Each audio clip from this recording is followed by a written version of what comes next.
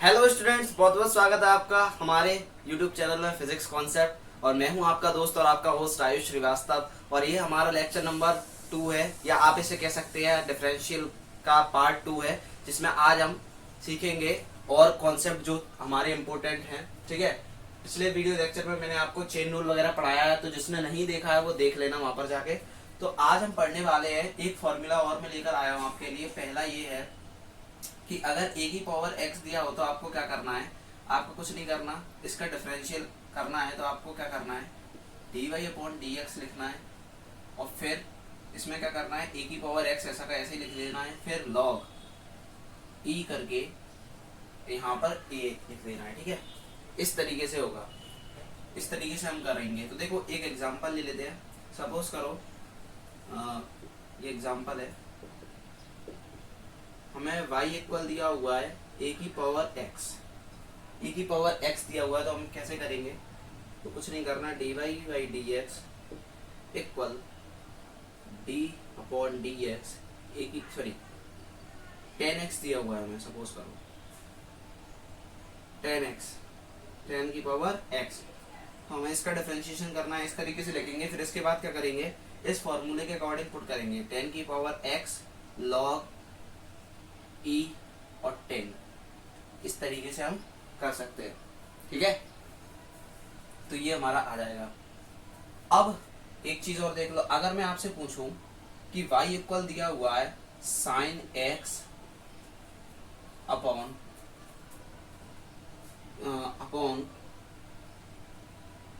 सेक x, sine x upon sec x, तो आप क्या करोगे, आप इसको और आपको फाइंड करना है dy/dr फाइंड करना है। तो आप क्या करोगे, तो देखो कुछ नहीं करना आपको, इसका जो आंसर आएगा वो 0 आएगा, वो 0 आएगा।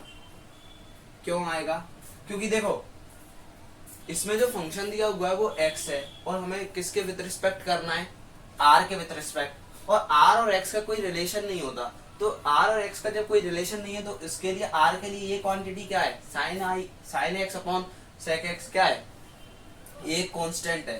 तो कांस्टेंट का डिफरेंशियल क्या होता है, 0 होता है। इस तरीके से हम इस टाइप के क्वेश्चन को सॉल्व कर सकते हैं। ठीक है, तो अब थोड़ा सा अलजेब्रा देख लेते हैं डिफरेंशिएशन का, किस तरीके से हम अलजेब्रा लगाएंगे। ठीक है, इसमें मतलब ऑपरेशन लगाना सीखेंगे, किस तरीके से हम ऑपरेशन लगाते हैं। तो देखो पहला सवाल है हमारा, sine x plus 2x plus 3x square. दूसरा है sine square x plus sine cos square या कॉस क्यूब x ले लेते हैं। ठीक है, हमें ये करना है। तो दो सवाल कर लेते हैं अभी। पहला वाला dy/dx, देखो साइन x का डिफरेंशियल क्या होगा, cos x प्लस 2x का क्या होगा 2 प्लस 3x स्क्वायर का क्या होगा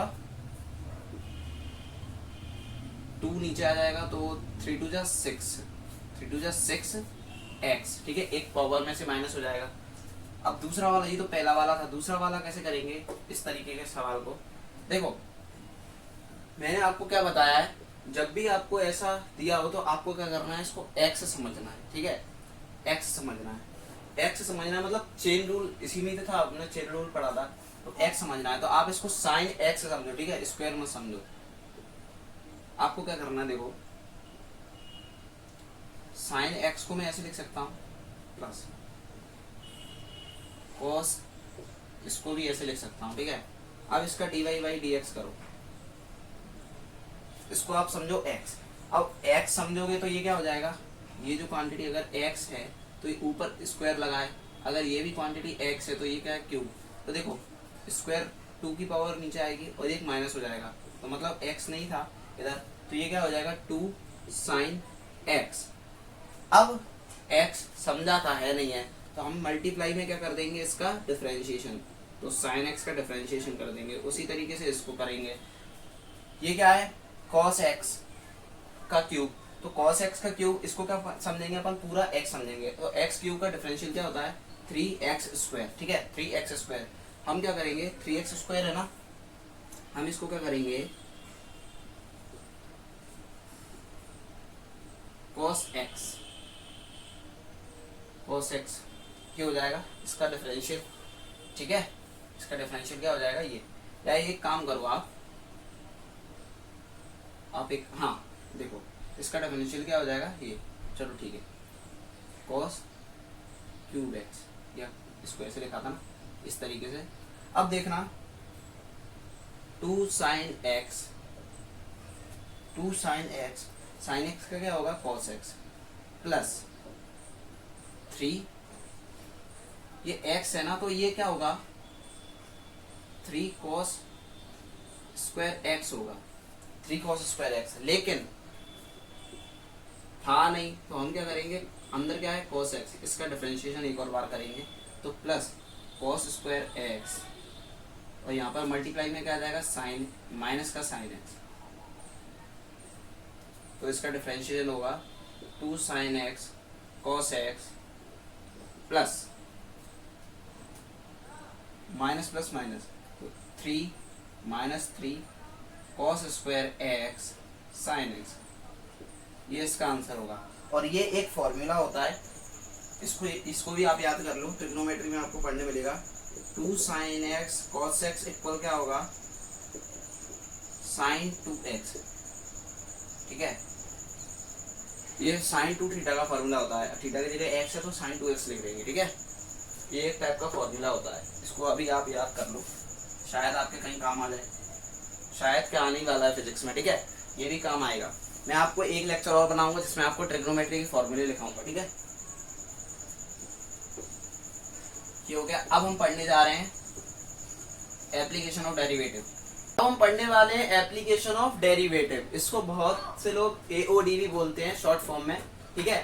तो हमें ये बताना है, सपोज करो ये कोई फंक्शन दिया हुआ है x cube plus 2x square plus 3, अब हमें ये बताना है कि x की किस वैल्यू पर y या तो मैक्सिमम होगा या मिनिमम होगा, ठीक है, ध्यान से सुनो, हमें ये बताना है कि x की किस वैल्यू पर या तो y मैक्सिमम होगा या मिनिमम होगा। तो देखो हम किस तरीके से पता लगा सकते हैं, देखना, पहले सबसे पहले हमें क्या करना है, इसका डिफरेंशिएशन करना है, तो dy बाई डी एक्स, इसका डिफरेंशिएशन क्या होगा 3x स्क्वायर प्लस 2, ये 2 आगे आएगा तो 4x हो जाएगा प्लस 0, ये तो 0 हो जाएगा, तो ये इसका डिफरेंशिएशन हो गया। अब सुनो x की वैल्यू निकालने के लिए हमें क्या करना पड़ेगा, x की वैल्यू निकालने के लिए हमें क्या करना पड़ेगा, dy अपॉन dx को क्या करना पड़ेगा, 0 रखना पड़ेगा, ठीक है। अब मुझे एक बात बताओ, सपोज करो ये कोई ग्राफ है, अगर हम ग्राफ प्लॉट करें तो कहां पर dy बाई डी एक्स यहाँ पर 0 होगा, कहां पर dy बाई डी एक्स 0 होगा, देखो या तो यहां पर होगा या फिर यहां पर होगा, ठीक है, या तो यहां पर होगा या यहां पर होगा, क्यों, क्योंकि देखो मैंने आपको बताया था फर्स्ट लेक्चर में कि dy बाई डी एक्स का एक टाइप का स्लोप है, dy बाई डी एक्स को ही हम क्या बोल रहे थे, स्लोप बोल रहे थे, ठीक है। अब यहाँ पर क्या होगा, देखो यहाँ पर तो 0 होगा नहीं dy बाई डी एक्स, क्योंकि यहाँ पर तो बढ़ता जा रहा है और यहाँ पर घटता जा रहा है, ऐसे ही यहाँ पर घटता जा रहा है और यहाँ पर बढ़ता जा रहा है, मतलब ये जो पोजीशन है, ये वाला पॉइंट है, यहाँ पर ये ऐसी पोजीशन है यहाँ जहां पर dy बाई डी एक्स क्या होगा 0 होगा। तो हम क्या करेंगे, x की वैल्यू निकालने के लिए हम dy बाई डी एक्स को क्या कर देंगे, 0 कर देंगे, 0। अब देखो यहाँ से हमें x की वैल्यू कैसे मिल जाएगी, यहाँ पर हम जब 0 पुट करेंगे तो 3x square plus 4x equal 0 आएगा, ठीक है। अब x हम कॉमन निकालेंगे तो क्या मिलेगा हमें, यहाँ से हम लिख सकते हैं 3x plus 4 equal 0, 3x plus 4 equal 0, ठीक है, 3x प्लस 4 इक्वल 0। अब 3x प्लस 4 इक्वल 0, x की वैल्यू या तो 0 और एक यहां से क्या मिल जाएगी, x equal sorry 3x plus 4 equal 0, मतलब x की वैल्यू क्या मिलेगी -4/3, ये -4/3। अब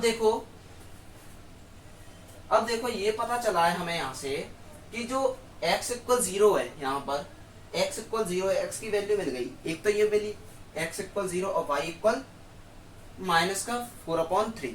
हमें यहाँ से ये पता चला है कि x इक्वल 0 पर या तो y मैक्सिमम होगा या मिनिमम होगा, या x इक्वल -4/3 पर या y मैक्सिमम होगा या फिर मिनिमम होगा। लेकिन हम श्योर कैसे करें? अभी हमने सिर्फ वैल्यू निकाली है x की, अभी हमने ये पता नहीं किया कि कब मिनिमम होगा या कब मैक्सिमम होगा। ठीक है, हमने सिर्फ वैल्यू निकाली है।